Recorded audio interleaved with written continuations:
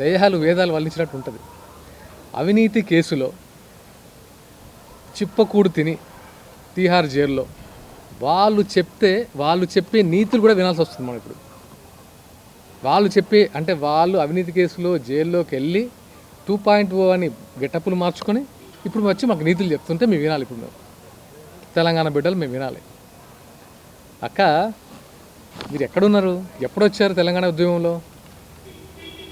2000లో start అయినప్పుడు మీరు ఎక్కడున్నారు? అమరవీరులు అయినప్పుడు మీరు ఎక్కడున్నారు? ఉస్మానియా క్యాంపస్లో పిల్లలు తన్నులు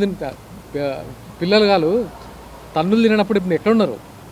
అరే ఇదేదో ఉధృతంగా ఉంది, ఇది ఎక్కడేదో మంచిగా కమాయించుకోవచ్చు అని అమెరికా నుంచి వచ్చి బ్యూటీ పార్లర్లు పెట్టుకున్నారు. మీరు గుర్తులేదా? హిమాయత్నగర్లో లాక్మీ బ్యూటీ పార్లర్ పెట్టుకొని ఇప్పుడు మీ ఆస్తి 8,000 కోట్లమ్మా.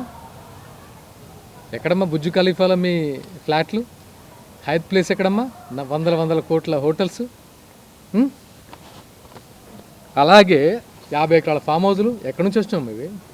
మరి తెలంగాణ అమరవీరుల కుటుంబాల పరిస్థితి అమ్మా చెప్పండి. మీరు తెలంగాణ జాగృతి పేరుతో ఒక బతుకమ్మ ఎత్తేసుకొని ఎంత మనీ ఎన్ఆర్ఐ నుంచి ఎంత మనీ కలెక్ట్ చేస్తారు? దానికి శ్వేతపత్రం రిలీజ్ చేయమంటే చేశారమ్మా? అవి మనకు రావు, ఎందుకంటే మనల్ని ఎవరు అడగద్దు. మనం మాత్రం అందరినీ క్వశ్చన్ చేయొచ్చు. ఇవన్నీ అడిగితే ఏమవుద్దంటే నేను తెలంగాణ బిడ్డగా అడుగుతున్నాను, మేము ఉద్యమకాల బిడ్డగా అడుగుతున్నాం. చెప్పండి వీటి సమాధానం. కడుపు మండి 10 సంవత్సరాల పాలనలో ఏమీ కాలేదనే, ఎవరు మా వైపు లేరనే మేము ఇక్కడికి వచ్చాం. మీరు ఎలాగైతే సోనియా గాంధీ గారిని నెత్తిన పెట్టుకొని మీరు పెట్టుకున్నారో తెలంగాణ ప్రజలు, అలాగే మేము కూడా మా పవన్ కళ్యాణ్ గారు తెచ్చుకొని ఒక ఫైటింగ్ స్పీడ్తో వెళ్తున్నాం. మీరు పవన్ కళ్యాణ్ అంటే మమ్మల్ని అన్నట్టే, ఇక్కడ తెలంగాణ బిడ్డలను అన్నట్టే మర్చిపోకండి. ఇక్కడ వేరే ఆయన పక్కన ఎవరు లేరు, తెలంగాణ బిడ్డలే ఉన్నాం.